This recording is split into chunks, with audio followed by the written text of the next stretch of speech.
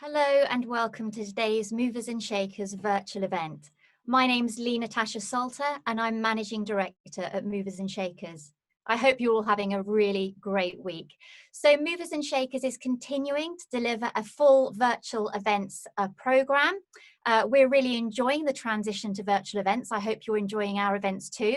We've of course got 25 years experience in running and organising key events, forums and conferences across the real estate industry. If you've missed any of our virtual events that we've been holding since April, please do go onto our YouTube channel because all of our events are there. Please watch them, please enjoy and do subscribe. So today's event, it is the first webinar in a series of 3, which are centred on the planning white paper, Planning for the Future. There's obviously a number of radical reforms that have been made to the UK planning process. These are quite contentious, so there's lots of pros and cons to the different areas. So we've set forward 3 different webinars. So today we're going to be covering zoning. Next week, we're going to be looking at community engagement. And the last and third week, we're looking at the planning gains process. So today's event, this is on zoning, delivering positive outcomes. And we've got a fantastic panel. So I welcome this morning, first of all, David Luntz, who is Executive Director for Housing and Land at the GLA, Anita Lermont, who is Executive Director, New York City, Department of City Planning. It is brilliant to get her on the panel as well and look at that international perspective. And then we have Mike Kiley, who is Chair of the Planning Officers Society, and Heather Cheeseborough, who is Director of Planning and Strategic Transport at the London Borough of Croydon. Our guest chair today is Faraz Baber, who is Director at Terence O'Rourke, a planner and a most accomplished chair. So thank you to you all for joining us and taking time out of your busy schedules.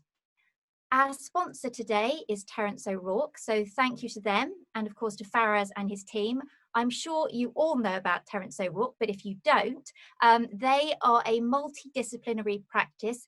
They cover areas of planning, master planning, architecture, landscape design, environment and heritage services. They have offices in London, in Bournemouth and in Birmingham.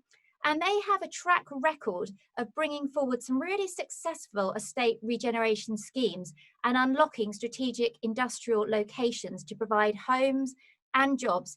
And they pride themselves on their high quality placemaking schemes. So fantastic organisation. If you want an intro, we can introduce you to Faraz and his team, but do look at their website and have a look at what they're doing on social media.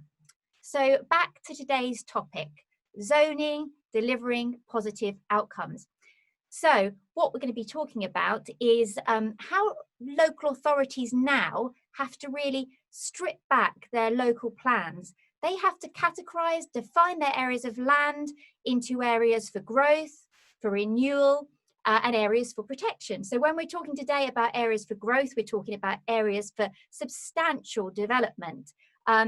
And it's interesting now because obviously areas will get outline permission.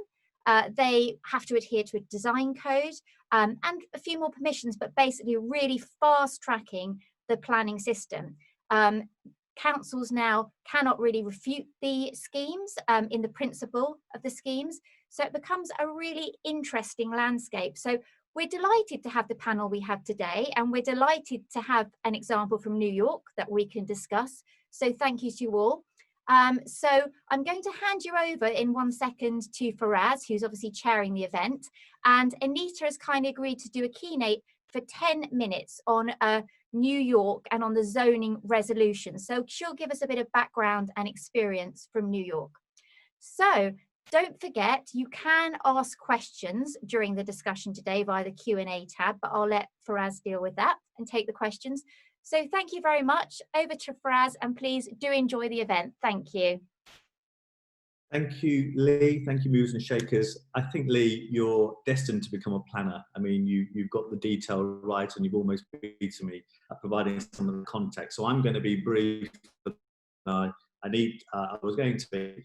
Obviously, Terence O'Rourke, we're delighted to host this event. It's a very timely event given the Planning for the Future white paper is in play right now for consultation.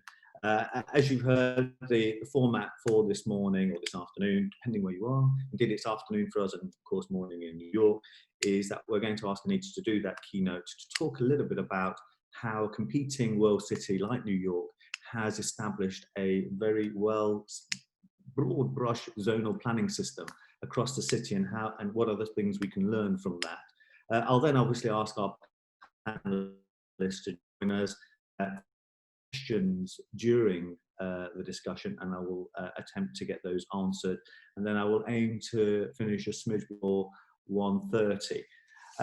Just to add to the points that Lee made about the looking at local plans, there is clearly a direction in the government's mind to look at local planning in England and how they can reduce that time to get the planning permission, but also making local plans to set the rules rather than general guidance, which is what they are concerned that it just becomes a generic policy document rather than something prescriptive. Of course, the context is broader. I think there's been frustration, which we will discuss with our panelists, about authorities simply not bringing up an up-to-date local plan. So there is this challenge about, well, you know, what is government going to do in the absence of those authorities that simply aren't delivering? And of course, I think the other frustration or observation government make in the white paper is the layers and layers of paperwork, whether it's assessment, guidance, policy, that make up these local plans and the time it takes. So, you know, we're trying to see, you know, from this discussion, if we were to look at these categorizations of growth, renewal, and protection, how can we implement them in our local plan making process?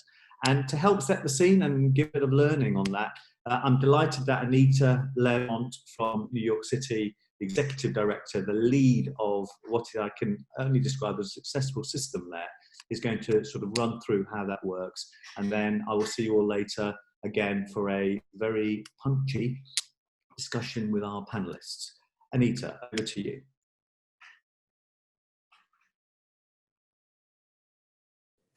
Hoping we've got Anita. You do. Good morning.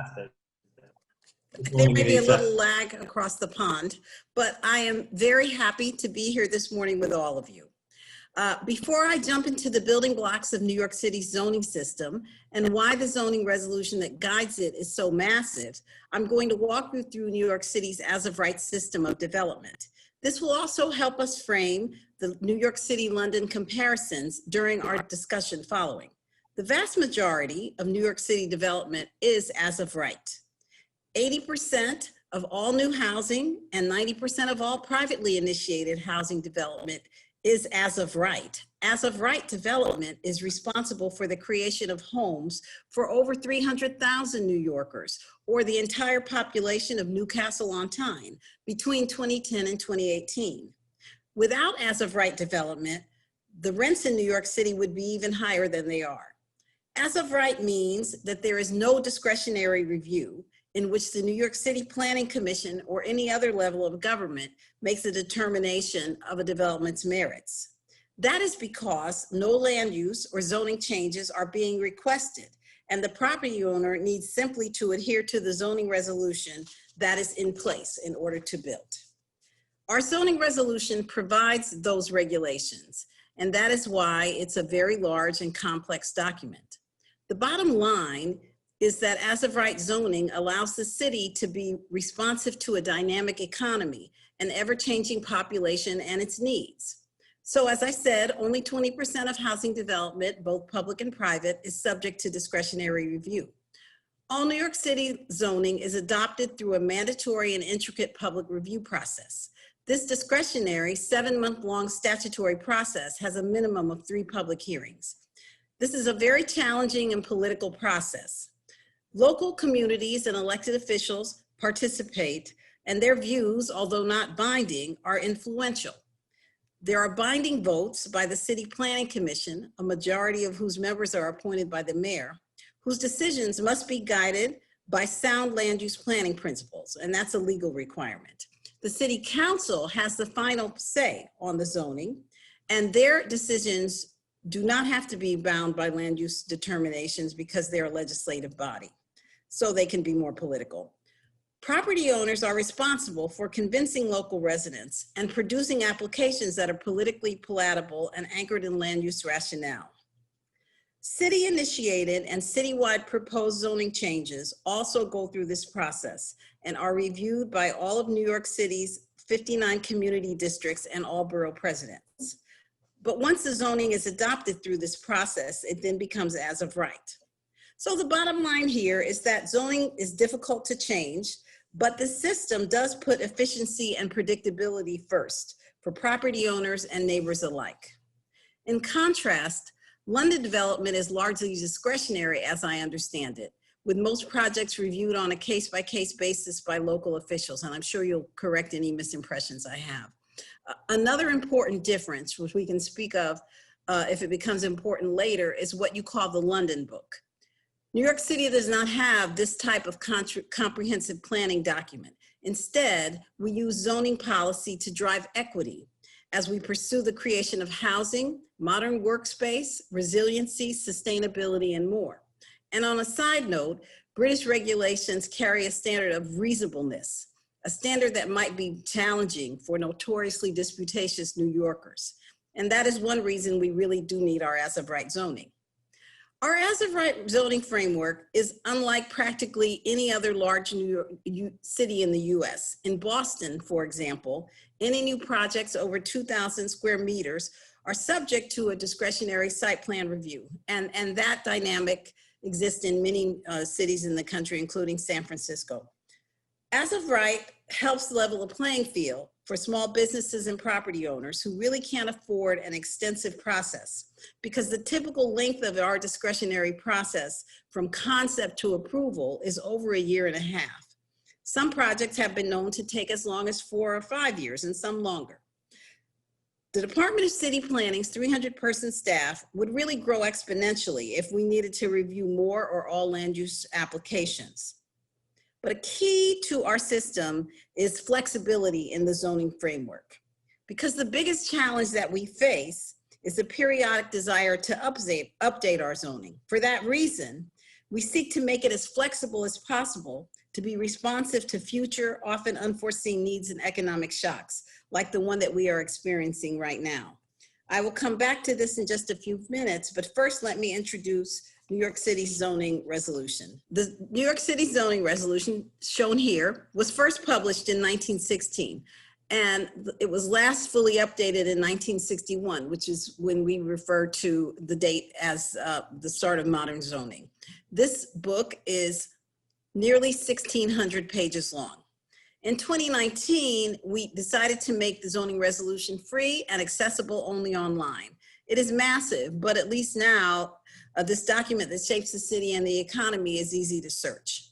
We've updated parts of the zoning resolution since 1961, but the zoning in many districts, especially manufacturing districts outside of Manhattan, remain unchanged, and that does hurt New York City's competitiveness. As a global city, we need quality housing and good jobs, and it's imperative that we enhance and protect our beautiful shoreline. We use zoning to advance affordable housing and other central equity goals, including transit-oriented development to increase our sustainability as a city and to create more jobs for people closer to where they live. Next slide. As I understand it, what is being proposed here is a zonal district system. It appears that your goals are predictability, keeping the economy competitive, and maximizing the quality of life. These are our goals as well, and the system that we have, we believe, works well. We have 3 basic New York City zoning districts. We have residential districts, commercial, and manufacturing districts. Technological advances that have changed what manufacturing is and where it can locate without conflict have led to an increase in mixed-use districts where we see manufacturing cohabiting with residences and commercial businesses. We also have distinctions within our districts. For example, some residential districts allow retail, others don't, depending on neighborhood character. Next slide. Within the districts, we regulate use in bulk, including having rules that aim to match existing character as appropriate. So zoning dictates shape, size, and use. For example, the zoning resolution measures density by floor area ratio, or the total usable square feet or meters allowed on a property. This slide shows how the same floor area ratio can be developed differently on a site.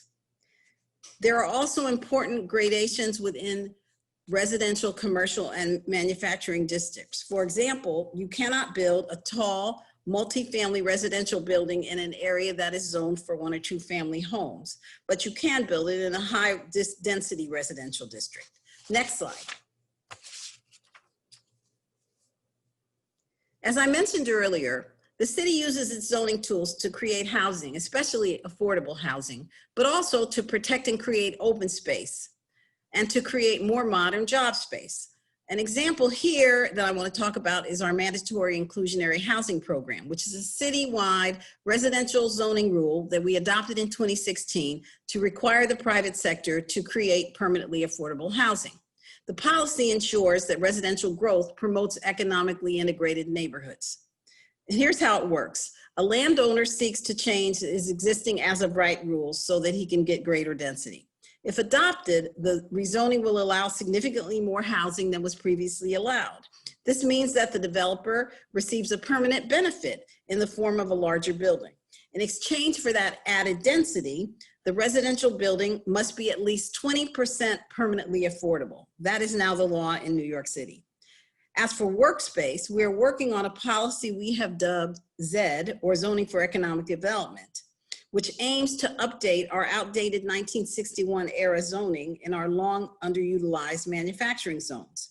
The proposal is highly focused on the recognized need for greater flexibility in zoning so that the regulations don't become dated over time and are better able to reflect changes in use patterns and to support a recovery from a major economic jolt such as we are currently experiencing.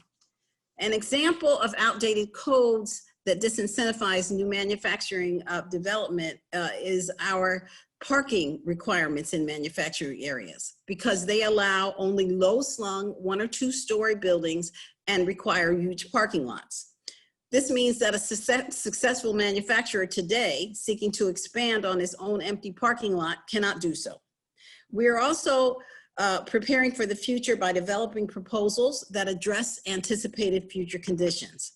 We have a zoning for coastal resiliency proposal that is an example of this, where we are currently putting the final touches on updating emergency rules following 2013's Hurricane Sandy and making them permanent. The goal here is to make it easier for us to bounce back from future anticipated climate change events such as storms. Next slide. Based on our current experiences with COVID, it has become clear that certain aspects of our zoning may need to be adjusted for recovery. Let me introduce privately owned public spaces, which is an incentive-driven open space in New York City's densest neighborhoods. If a building developer wishes to build taller than allowed under zoning, he or she can do so in exchange for also building and maintaining a street-level space that is open and easily accessible to the public, generally at all times, so not able to be privatized. In the wake of COVID, though, we've allowed, for the first time, outdoor seating for nearby restaurants and bike storage in these spaces. And that's something we would have thought unthinkable prior to this, but the economic circumstances really mandate it, and health reasons. Longer term, we want to focus on modifying our zoning that no longer serves us. For example, we have parking requirements in districts that are well served by transit that we think need to be changed. And we see in many instances strict separations of uses in our manufacturing zones that we think could be changed because technology has changed the dynamics there. Next slide. In 2017, we rezoned a 78-block area around Grand Central Terminal in Manhattan. This was a massive application, which took 2 attempts to get through the public review process. And the zoning framework here, which produces significant public benefits, is now as of right. Greater East Midtown is the city's premier commercial district, home to more than 250,000 jobs. It produces 10% of New York City's real estate taxes, over $2.4 billion in fiscal year 2017. We introduced new zoning here to offer incentives to property owners to tear down old, obsolete office buildings and create a new generation of office towers. This new zoning brings some of the city's most visible landmark institutions, among them Grand Central Terminal and St. Patrick's Cathedral, into the process by allowing them to sell their unused air rights to a developer who is seeking to do a larger development than the base zoning allows. For the significantly increased FAR, today's zoning requires developers to contribute to the public realm, including improving access to the subway network. Next slide. So I will sum up with what I consider to be the pluses and minuses of New York City's zoning framework. The pluses start with the fact that it's an as-of-right system, which to us means that it's efficient and nimble. Most of our development can simply occur, making it predictable for owners and residents in neighborhoods. This means that our planners are therefore free to be creative, to update the zoning, and to look to meeting the needs of the future. And you know, in that regard, I'll point to the work we're doing on zoning for coastal resiliency and tell you that we are really embarking on post-pandemic planning to be informed by what changes we need to make based on what we've learned in this pandemic. This all allows us to focus on increasing our flexibility too, which is work that we are focused on in our manufacturing zones via zoning for economic development. On the minus side, I have an image here of a development called Industry City, which is really a cautionary tale, and it highlights some of the drawbacks of our system. The project is a vast former manufacturing complex that sits on the Brooklyn waterfront. It's adjacent to an immigrant-rich community that would greatly benefit from local job creation. The owners have spent roughly 7 or 8 years turning the once virtually vacant manufacturing facility into a thriving light manufacturing, commercial, and entertainment venue. They sought zoning changes to modify the parking rules, allow additional uses on site, including educational uses, and to permit new buildings, among other changes. Even with the development's demonstrated success to date and the promise of 15,000 plus additional new jobs, the project was felled by fears of gentrification.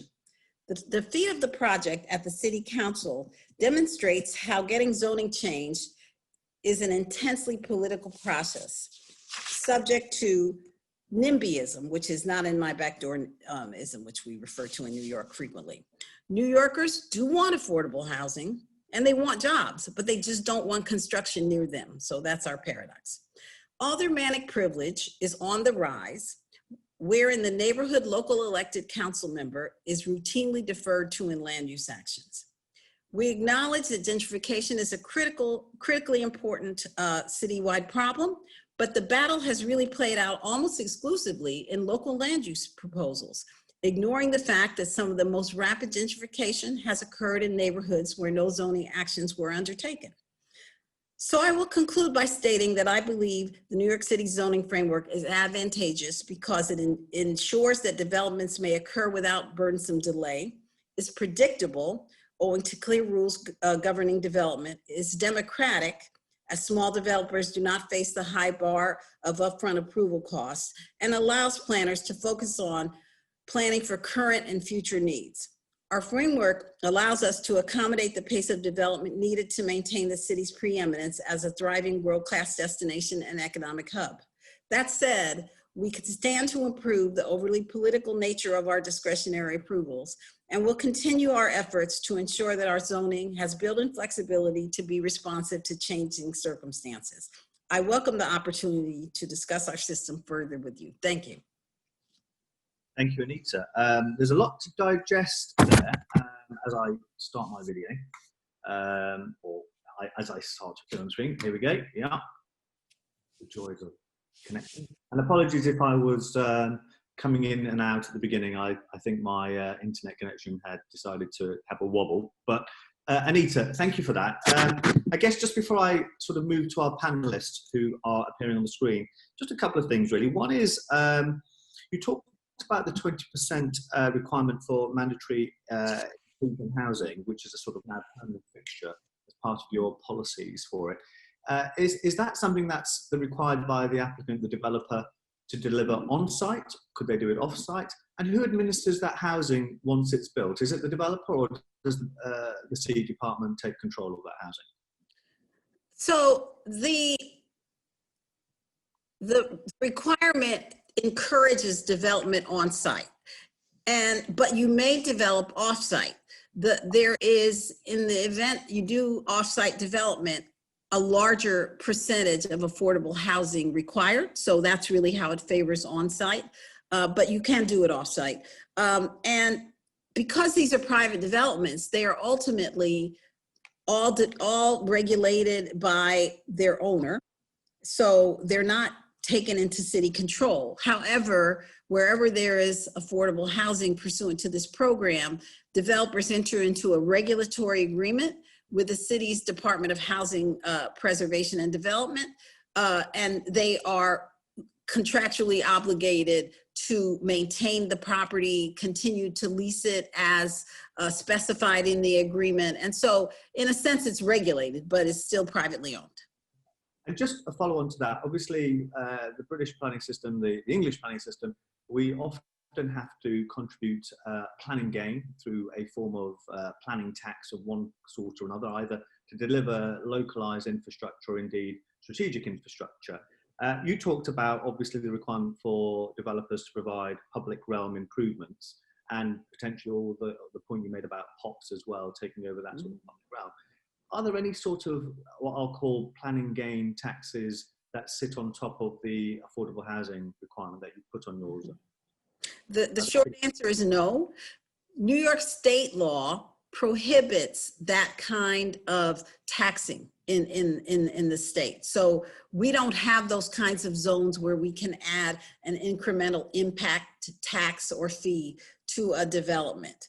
And the truth about housing is that costs are so high, land costs particularly are so high, that many housing developments in the city don't really have economics that yield sufficient excess to pay for infrastructure improvements as well as to compensate for the cost of providing the affordable housing. And so our focus has really been on ensuring that developers subsidize affordable housing and the city will take care of the infrastructure that is needed.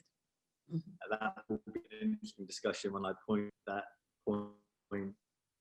particular issue you just raised with David. And my final question I think our viewers will really want to hear is, I understand the plan can take up to, the zonal code can take up to about 18 months, but once you've got your zonal code in place, if we take it as a percentage term, what's the percentage that sort of run through in terms of applications through the zonal code? And what are the percentages that then have to defer to the planning? So in essence, give me a picture of the resource that you have as a result in terms of the applications that are processed through the zonal code and outside of it. Well, let me see if I understood your question, and if I didn't, please clarify for me. But if you're asking what percentage of development runs through our process where people are requesting changes, it is truly minimal. When you look at all the development in the city, I talked specifically about percentages relative to housing, but the same percentages actually hold for commercial development as well. So very, very little, certainly less than 20% of all development in the city seeks its approval through coming to us for changes in zoning, very little. Which ultimately helps you on a resourcing level. Oh, 100%, yes. Right, really helpful, really good context. I mean, the inevitable opener for me is asking David Luntz, who works for the Mayor of London and has oversight of housing delivery for the capital. Is, you know, we've heard some great things about the positive strides zonal planning can make.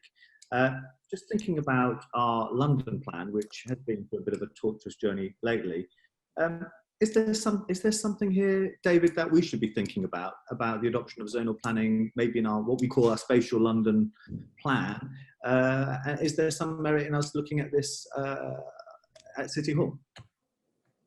Well, look, first of all, Faraz, can I say thank you very much for arranging this webinar. And Anita, that was really great presentation. And I always find it incredibly stimulating, fascinating to compare notes between our two great cities. And I've spent some time in New York with previous colleagues of yours exploring some of the similarities and differences. But I'll answer your point, Faraz, with 2 or 3 points of my own, if I may.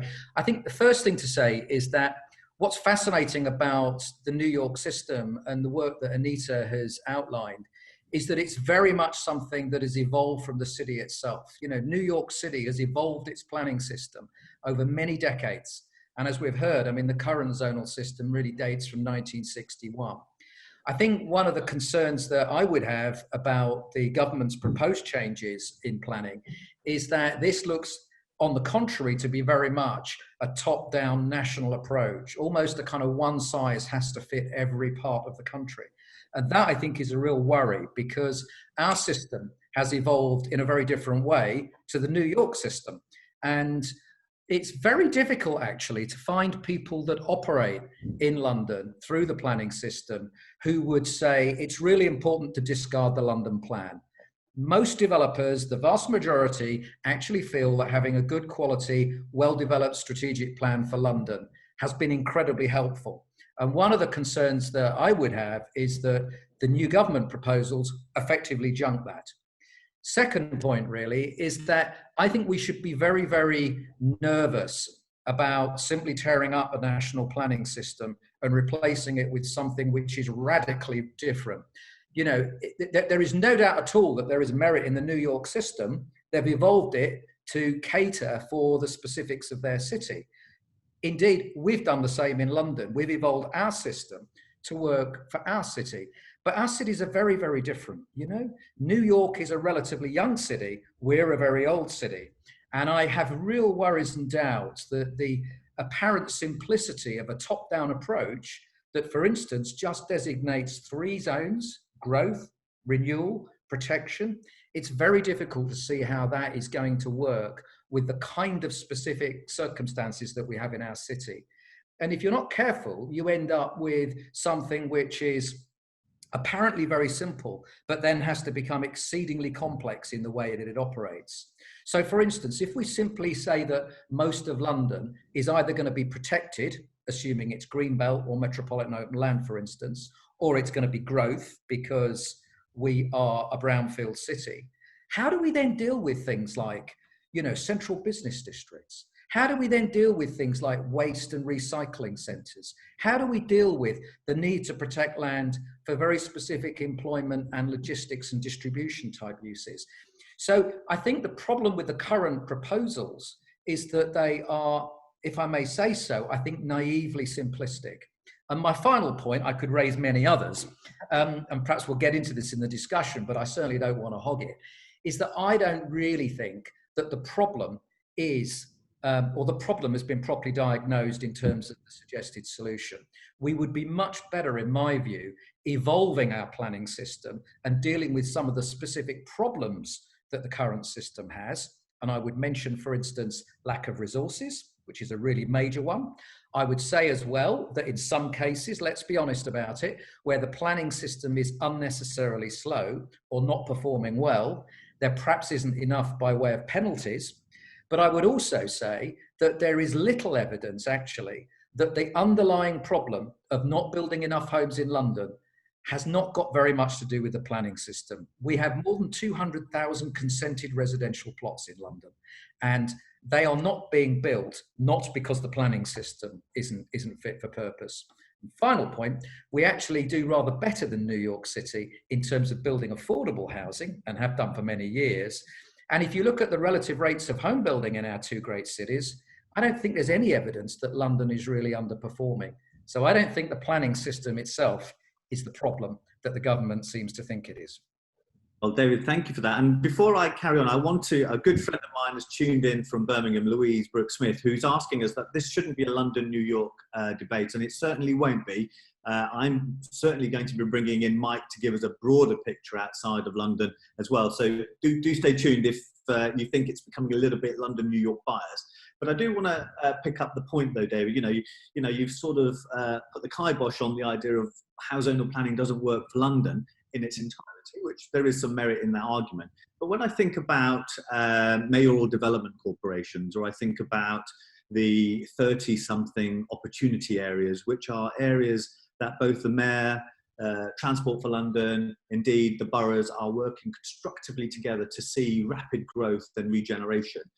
Surely a variety, a sort of element of zonal planning could come in there where it might create the certainty at the rapid rate that probably developers, applicants, investors might want.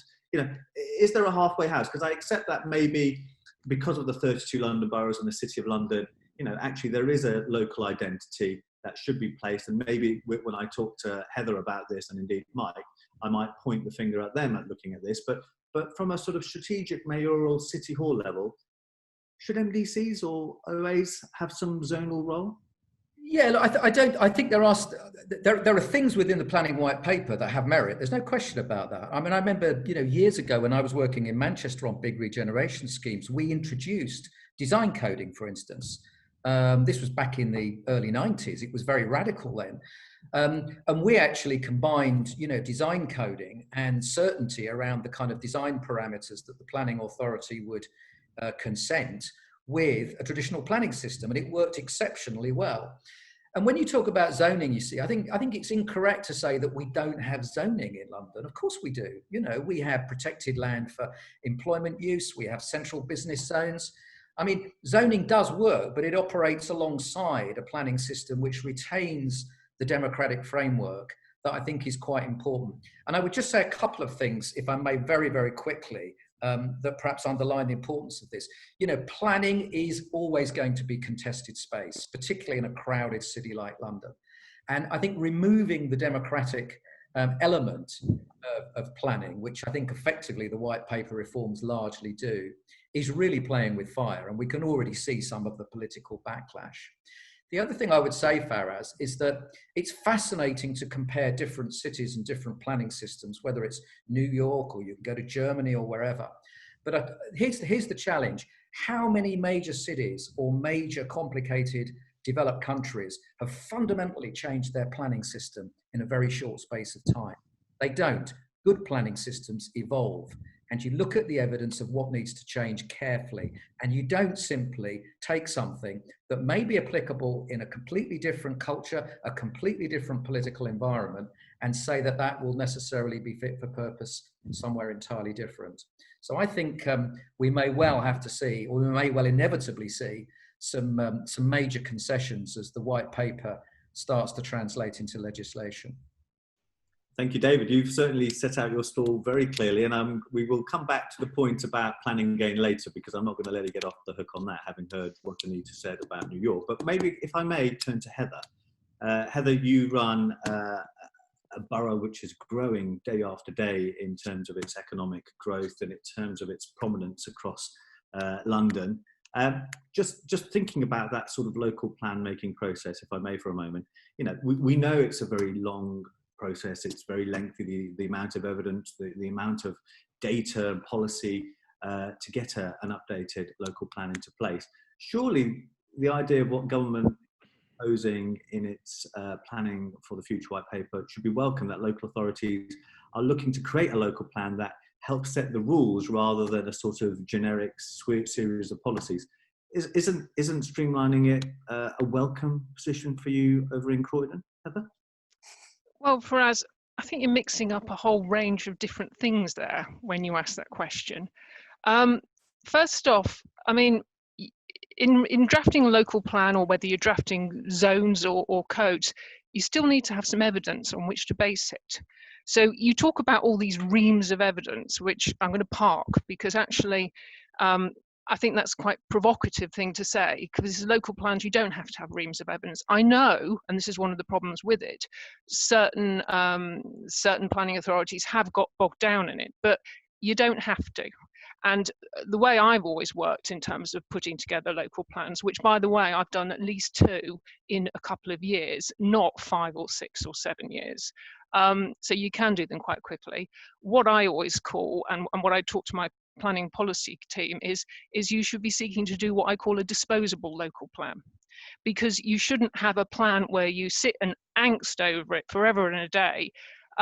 You've got to get on, make the plan, and then get on and review it. And I think actually in London, we do that very well. And I think that is because we do have a strategic plan, the London plan, that sets the context, and then we can get on with it. And we don't have to sort of spend forever and a day angsting about housing targets, because that's the real problem. In the districts, they do not have anyone doling out the housing targets. And that's when they do get into that sort of analysis paralysis, because they're so busy trying to justify a small housing target. And that's where it gets incredibly political. So I think the white paper, which is ominously silent on regional plans of any type, that would be the way of speeding up the system, not talking about a slimmed down, crude zoning approach. And in fact, when you look at the white paper, there's very little information about how this zoning approach would work. And as was pointed out, I think, by Simon Gallagher from MHCLG, the word zone is not actually used in the white paper. They even yesterday when I was talking to MHCLG about it, they were talking about, oh, well, it's sort of area basis. I mean, I don't think they know what they're talking about, to be honest. And bearing in mind that what they are proposing is to tear up the system, I think we need to understand a lot more about what is actually being proposed. And to be quite frank, I don't think they know. And they will say things, this is MHCLG, oh, well, you know, we need to think a bit more about the detail. But frankly, at this point in time, when we're in a pandemic, we've got a major economic situation on our hands. The last thing we should be doing is tearing up a critical system for economic renewal and delivery of new homes and development, just when we need some certainty. So I'm very concerned about all those things. And going back to what Anita was showing, which was fascinating, but there is still the same problems that we've got with the UK system. You know, Anita talked about gentrification and NIMBYism. It doesn't go away because you suddenly start using zones. And I'm very concerned about the whole bogging down of planning in allocating of zones. And I think it's quite naive that we're all going to do this in 30 months. I can just imagine the outcry from communities about which zone they are being put in. Because quite frankly, quite a large area of London, I would imagine, and quite a large area of all our towns and cities would come under renewal. And I think that people would be somewhat concerned about what that actually meant. I think there'll be a rush on local planning authorities in terms of saying, could I have become in a conservation area? And if you were unlucky enough to be in a growth area, I think people would be JRing the council left, right and centre, which goes back to your original comment about, oh, you can slim it down, you won't need to make all these reams of evidence. I think local planning authorities would have to be very, very certain about the evidence they had before they allocated any zones whatsoever. So I've got a lot of concerns there on it. And I think I was just going to say it's the timing and the resources that David also articulated. This would require massive front-loaded resourcing into local planning authorities to be able to take this forward. And is the government going to supply that? Well, of course, I've seen the RTPI call for £500 million to help find some additional resourcing, and clearly there is a call on front-loading any new system that has to come forward. But as we heard from Anita, actually, there is once you've done that sort of hard graft in the New York experience, it seems to me, from the processing side, it's a very different ballgame in terms of resourcing. But if I may, Heather, if government decide actually these categories are going to stick, and we have to find a solution of how you define those within your local plan. And I think the context in your world is that actually you're providing an up-to-date local plan And in a way, I suspect the measures aren't pointing at you as a result of you. I think it's those authorities, which I will talk to Mike about next, about where this has come about. But if for example, this comes through, surely is there an opportunity to look at those allocated sites in your local plan and make those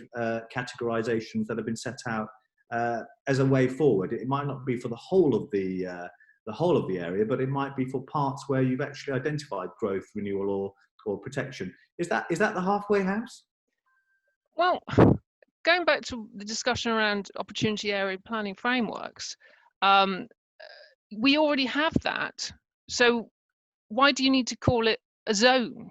I mean, I really struggle to see why you would need to bring this in, because I think we have a planning system that already has a whole range of tools at its disposal.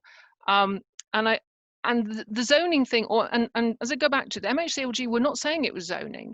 They were talking about more like area allocations. We already do that. I mean, in Croydon, we've got an OAPF, and we've got them throughout London. And we provide master plans and planning guidance around that, with, flexibility within it. And I just really struggle, particularly after what Anita's shown today, is to say, well, what benefits would we get from this system? And I don't understand it, because there was this discussion about, oh, it's more efficient and nimble and predictable. But equally, there seemed to be a lack of flexibility because it's very rule-based, and it doesn't really deal with the complexity of land and our relationship with it as well. And what Anita was talking about several times was land use. Well, actually, we do spatial planning in Britain, and I think the really important thing now, coming out of a pandemic, when we're going to have to rethink how our town centres are going to work, is that we need to have that flexibility, and just miring it in sort of rigid ruleness under some sort of zoning, I think is a total recipe of disaster, because you cannot have that flexibility you need to work through what's going to happen in city centres over the next 5 to 10 years. I get your position on that, and that's really helpful. But what I want to push back on is, of course, and a comment that's been made in the questions is, of course, Anita made that zonal planning provides certainty, reduces development costs, delivers more value to the community, enables planners to be more creative. The question online is, isn't that what we need? And before I move to Mike and sort of scrutinise some of the points we've heard already, maybe Anita, could you perhaps respond to Heather and David what you've heard? Because clearly there's a sort of pushback here about how that fits in our system here in England. Yes, I think that I may have created a misimpression about rigidity within the zoning framework. So we do have these various zones, and within those zones there are rules, but there is flexibility within each set of those rules. So if you are in a commercial district, for example, and maybe I could use the Greater East Midtown example where we just did the rezoning. There is flexibility in terms of what can be built. The common thread is that we are looking to this area to incentivize the development of new commercial office buildings so that we can retain our preeminence as a place of business in the world. And so we have a set of rules that incentivize it, but will allow for expression in that zone in very different ways depending on which project that you have. And moreover, within that zone, there actually are residences, because many of the zones allow more than one use in a place. And there are, of course, well, they're not manufacturing, but there are a lot of, cultural institutions, as I mentioned. We have a lot of beautiful churches, we have Grand Central Station, and we have a lot of landmarks here. So none of our zones are rigid in the sense that they typically only allow for one particular use, but they make it clear what you may do in that zone. And for our development community, if they felt that they needed to start with a blank slate any time that they acquired property and wanted to get it built with no notion of what that would entail in terms of what they ultimately would be permitted to do, I think we would see much less development than we have. The process is inherently political when you are asking for permission to do something that is not currently permitted. And the prospect of that process really does scare off people. And it actually, in our case, really means that some very large players dominate the field. We don't necessarily view that as the best approach, particularly when it comes to housing development. We want to encourage and incentivize private development. And we don't really know a way to do that that does not involve making clear and certain rules so that people don't have to participate in a lengthy and expensive process in order to build. Yeah, sorry, I was just going to Mike. I mean, obviously, I don't know how much you heard, but clearly, Mike, you have worked in a number of boroughs and districts across many planning departments, and indeed, you have the ear to the ground with many chief planners as well.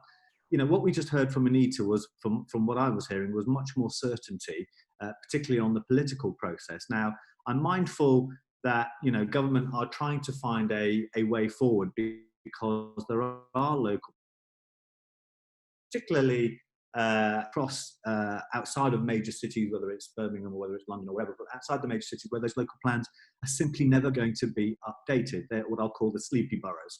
You know, they've been put in a corner really to find a resolution to try and get these plans in place. How do you respond to what you've heard in terms of both what we've heard from Anita, but also the proposals for the categories? Well, I think certainly to the local plans, I mean, there's a consultation that's closing today, changes to the current planning system. And to quote what that says, government says, since 2010, the government has introduced planning reforms to improve the current system. In 2010, only 17% of LPAs had local plans in place, and now 91% have plans in place. In the white paper, they focus on what they call an up-to-date local plan, which is a post-MPPF 2012 plan. So what's the problem since 2012? I think I can identify three areas. First of all, the new legislation that was introduced for our current spatial planning system in 2004 was subject to changes over the years. I think when it was introduced, it was sort of half-baked. It hadn't really been fully thought through, and there's been a number of changes to consolidate it, and that affected authorities putting plans in place because they had to alter what they were doing. But the big change for me was in 2011 when we abolished the regional spatial strategies. And again, to quote Eric Pickles in 2010, communities will no longer have to endure the previous government's failed Soviet-style top-down planning targets. And it was all down to the duty to cooperate. We now have the standard methodology which rolls that back, and government are going to give us targets again.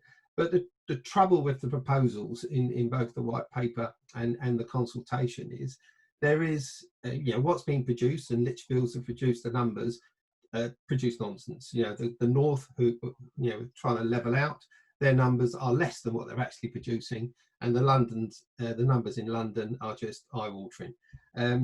That's policy off, and government will produce the policy on figures, they tell us, although they seem to be rolling back on that. Jenrick has suggested that in some of the conferences he's been at, but there's nothing about the strategy that will be used in order to work out how you distribute those housing numbers.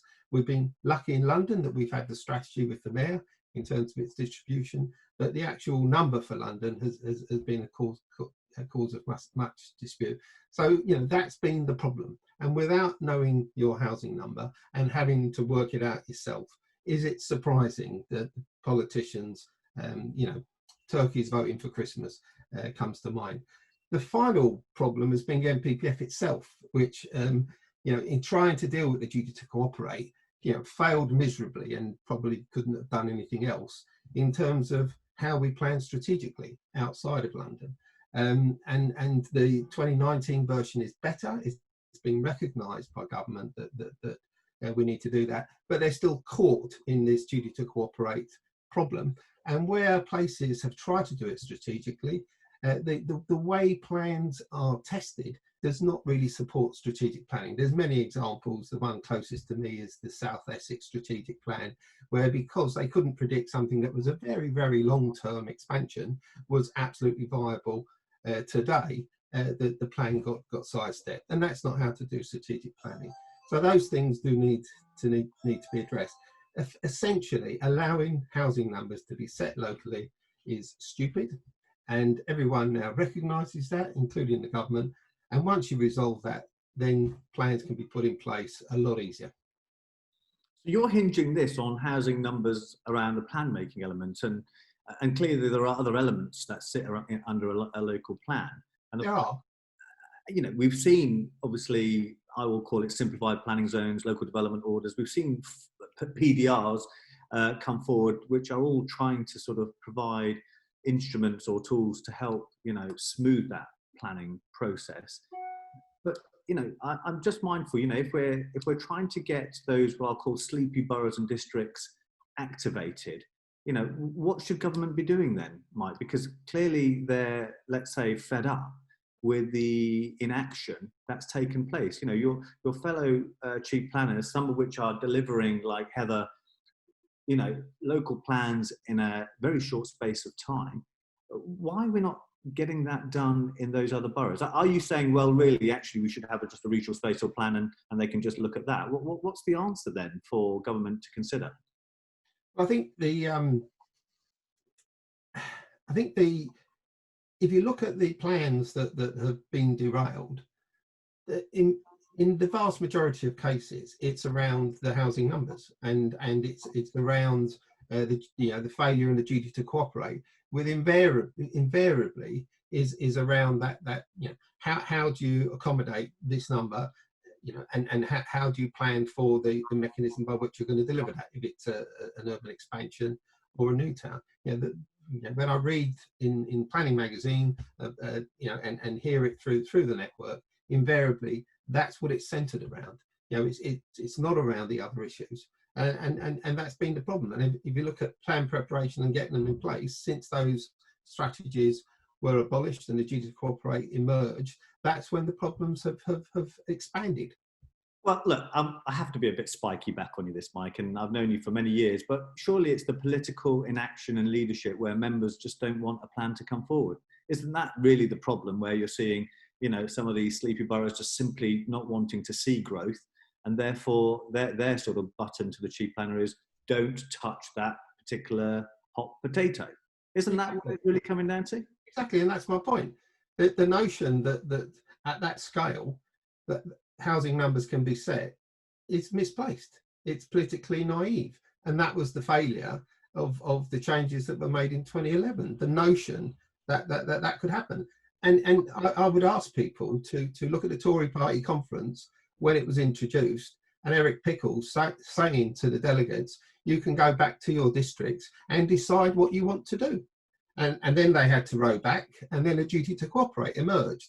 So it was a real cock-up politically in terms of that process. They thought they could throw strategic planning out, and somehow the sum of the parts makes a strategy, which is nonsense, as anyone who does strategy will realise. And that's the fundamental problem. And you know, elections in many areas are fought on not having development. It's not the place to make those strategic decisions. It has to be made at a larger geography. Okay, let's talk about that larger geography. Should it, you know, we have combined authorities. Some are very successful in running and bringing inward investment and helping set directions. They don't all necessarily have the same sort of planning powers like the Mayor of London has, but have a mixture of them. And indeed, some unitaries, if I take Buckinghamshire, is now looking to seek to devolve powers within its own system rather than have a combined authority. Are those sort of two tiers where you might target the sort of zonal work that Anita has been referring to, where we can get some clear certainty and direction across those sort of larger geographical areas? Well, I think that the trouble, as Heather has articulated, is that what's proposed isn't a zonal approach. It is not the New York model in any shape or form, really. And you know, I think the government's thinking and proposals have morphed from perhaps what was a zoning system to start with, wherever that started, and I've got my own theories on that, to when you talk to the current civil servants, and I was speaking to Michael Bingham not long ago, what was at pains to point out it's not a zoning approach, and you won't find the word zone or zoning in the white paper. So I mean, I look at it as perhaps a series of new tools. So this growth area enables me to perhaps give the permission in principle through the plan, which I think is what they're talking about. They talk about outline permission, but I think it's permission in principle in reality, and then use design codes to control the details as they come forward. But this isn't an as of right. The design code is not an as of right zoning system that you have in New York. It's a very, very different thing. And in the protection areas, it seems to be that's a sort of almost status quo of green belt, metropolitan open land, conservation areas, etc. But the thing for me is that if I reflect on my time in say Tower Hamlets and Canary Wharf, I think is a classic example. A real growth area. Thousands of homes being built, millions of square foot of offices, but within it, quite a lot of protection, grade 1 listed buildings, schedule ancient monuments, etc.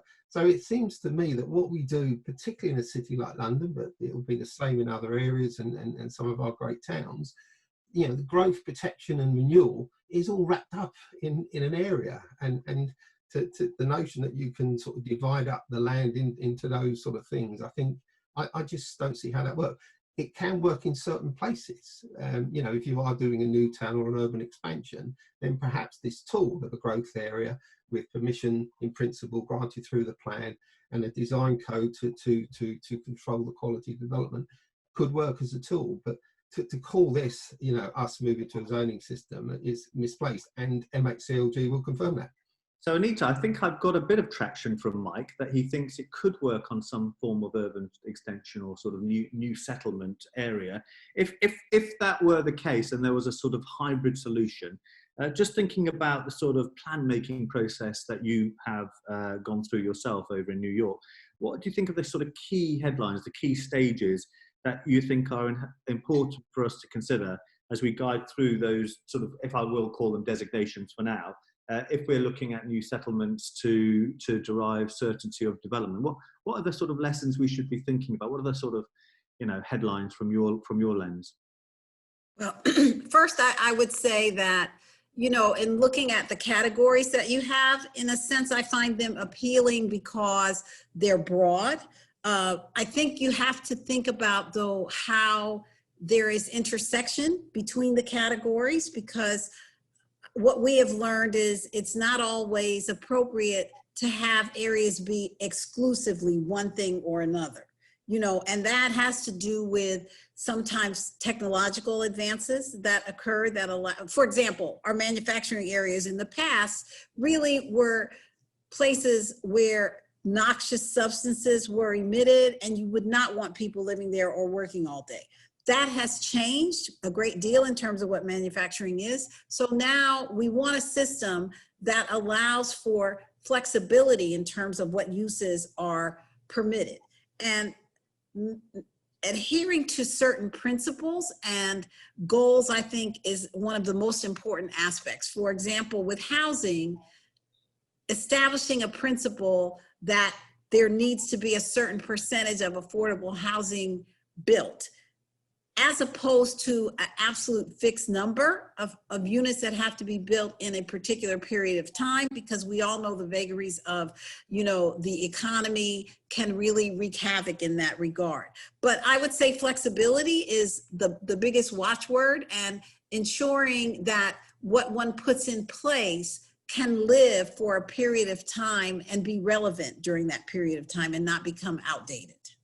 There are 2 points I want to take that have come through the Q&A to you, Anita. One is from Colin Noble, who makes his observations about the local plan system. He believes it sort of fails communities, it fails them mostly when they can't actually really engage in that planning application stage. And basically his view is, if there was a zonal system, would this improve community involvement at the allocation of the zonal stage? So we move away from that contentious nature of just about the planning application process. So maybe just an observation on that. And Samantha Holder also makes the point about going to the issues that we've talked about around evidence required or not to produce a local plan. What's your view, Anita, of the experience or the quantum of evidence that you require when you produced a zoned approach? So one really around, and how long will it take roughly for you to get that evidence and get the plan right? So something around here, you know, talk us through the community engagement process and actually the evidence point that we've been discussing. Mm-hmm. Yeah, we actually do believe that a very robust community engagement process is important to make a determination about what is an appropriate zone for any given particular application. And, you know, that involves a conversation about various stakeholders' sort of interest in an area and what their concerns and fears are with respect to how growth will unfold in that area. And so it's really very critically important to have that robust kind of conversation at that time. We think that is much more effective than having conversations about every single development and whether they are appropriate or not, which is frankly, you know, what I think our local elected officials now would like to see, because they get to exact commitments for particular things when they're doing the one-off proposals. But what we see clearly is that that is an impediment to growth, because many participants simply will not participate in such a process and so don't enter. But it really also leads to a lack of predictability. So you can have a neighborhood that is clearly headed to greater commercial development. And if you have each single site having to go through a process, you may end up with something that's much more of a hodgepodge and has not been thought about holistically. So we think that the front end inclusion of community input is far more important than the back end. And what was the other issue? Just the piece on evidence. Oh, yes. So, you know, as I said, by law, we are required to make all of our determinations based on whether or not there is a sound land use planning rationale. And so, in particular, with respect to rezoning any area, we must demonstrate to the City Planning Commission that the proposal meets those zoning principles. And in that regard, we achieve that demonstration by submitting analysis that our staff does, but also by completing a very robust environmental review, which includes things like what will be the socioeconomic impacts of this particular project. And those considerations must be taken into account before any decision is made on any project. So it's really very robust in terms of evidence.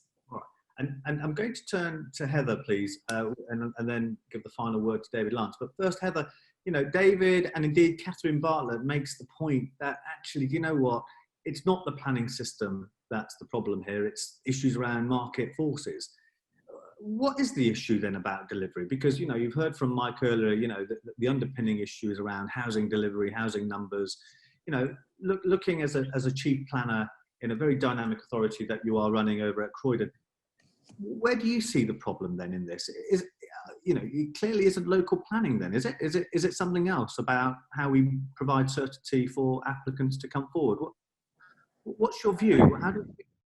Well, first off, I don't think there is a problem in the sense that we are delivering homes and the right number in Croydon. And as David said, we are doing that throughout London. And both Anita and David, and I think everybody would agree that planning is hugely contentious. And you can't, I think, ignore that. You're not going to ever design a system that doesn't get people aerated about it. I think people want to have more say on planning, and I think that is something that we could look at with the planning system we've got at the moment. Instead of like shaking it all up and bringing in a totally new system, I think looking at why people feel shut out of the system would be a very good thing to do, and to allow them to engage with it better. And at the moment, we do an awful lot of good work around engaging local people on local plan making. And I would refute that there isn't involvement from communities at the local plan stage. I appreciate that it's a bit dry and dusty at times, and that there is a real emphasis on local planning authorities to make it relevant and engaging. But mostly people do get aerated around the planning application stage because that's what they can grasp. It's the details, and it's about how it will impact on themselves. And I think that's just the way it is. And I think that's why the UK system is important that we carry on, because it allows engagement at different stages. And I think the critical thing is that people understand that when they engage at the latter stage, it is not a referendum on a planning application, and that there is a planning system that helps to set the context and to provide certainty. Let's not forget the MPPF sets out very clearly there is a presumption in favour of sustainable development. There is development certainty in the UK system. So I'll leave it there. That's a fantastic contribution there, Heather. Thank you for that. And David, I'm going to come to you and then give Anita the very, very last word. David, can I convince you in any shape or form?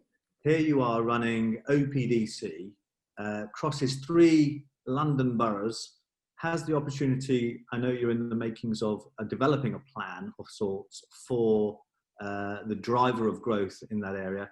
Is there any way we can sort of bring out some zonal planning experience that we've seen that Anita's talked about in the adoption for what is inevitably a huge growth area for a development corporation under the Met?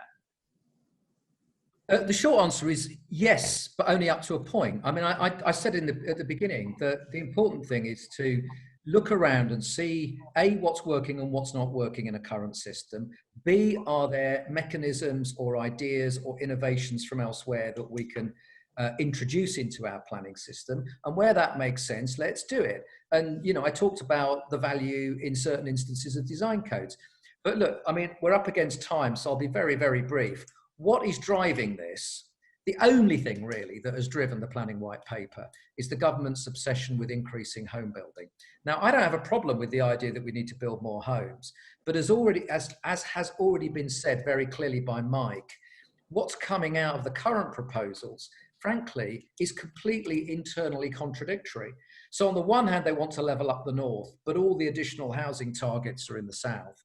On the one hand, we're supposed to have an evidence base for housing targets, and London's new housing targets, according to the algorithm, will be something over 90,000 homes a year, for which there is not land. And here's the thing, right? Let me bring it right down to brass tacks. In the Royal Borough of Kensington and Chelsea, the London plan says there is land, and believe you me, we've shaken the tree on this, for about 450 homes a year, right? It is the densest borough in London. It's very difficult to find land. 450 homes a year. The government's algorithm says they've got to build 3,300 homes a year. And not only that, they've also got to do it with a design code that is going to be acceptable to the local community. So how on earth is RBKC going to convince the local community that their design code is going to demand 45-storey towers right throughout its conservation areas? I mean, this is the extent to which this has just not been thought through. So I'm not for a moment suggesting that we don't need changes in the system, but for goodness sake, it should be evidence driven and it should be subject to proper engagement and not a top-down nationalised process. Thank you, David. Listen, 30 seconds. Final word, Anita. You've heard us interrogate how we may or may not be able to use these proposed categories. What's your final word of advice for us as we tune out and digest what we've heard this afternoon? Well, I will first say thank you, and that this has been very interesting and educational for me. I appreciate all of the comments that have been made, and I actually agree with the sense that wholesale changing of a system is probably very ill-advised, and that incremental, moderate changes that are aimed at making the development process work more smoothly, make people feel included in the process, but don't impede the necessary development that we need in order to maintain our place in the world, is the way to go. So I would not having heard what I hear here today, endorse just throwing out your system and starting over. I would say, look at the fringes and identify the areas that you think could be changed. Well, listen, thank you, Anita. Thank you, David. Thank you, Heather. And thank you, Mike. I think you'll agree that's been a fascinating discussion. I hope we've managed to sort of put some light on learning at least what's happening over the pond and how zonal planning does and can work successfully. And obviously we've learned the challenges that if we wanted to do something similar, what that looks like here. And clearly what I hope government is listening to is there are other fundamentals to focus their minds on. And perhaps, just perhaps, the category idea isn't quite right for our system. On that note, on that bombshell, can I hand over to Lee to close proceedings for us? Thank you. Thank you so much. Thank you, Faraz. Thank you to our panel. And Anita, that was a superb keynote. And thank you so much for, should I say, getting up so early in the morning from New York to give us that. It was really, really insightful. And I think what I took away is, you know, it isn't, and it shouldn't be a revolution. It should be more of an evolutionary process. And clearly, perhaps, you know, we shouldn't be looking at zoning in quite the same terms as New York. And I think it was interesting that we led on at the end to this community engagement piece, because our next webinar next week is focused on this. And I think we have a real opportunity with the digital platforms as well we have today for more people to get involved in what is such, you know, an important issue, especially with number of homes still needing to be built. But no, that was absolutely fascinating. Appreciate all your views. We're going to create a summary of the discussion and send it out to everybody when we update on next week's event. But thank you so much to Faraz as well and to Terence O'Rourke for sponsoring. Really fantastic event, really fun. I like the fact that we had some debate today. It's always good to have debate. We shouldn't all agree with the same thing. So lots to think about, and we will do our best to summarize and might ask Faraz for a bit of help on that and send out the main points of the discussion. So thank you so much. Enjoy the rest of the week.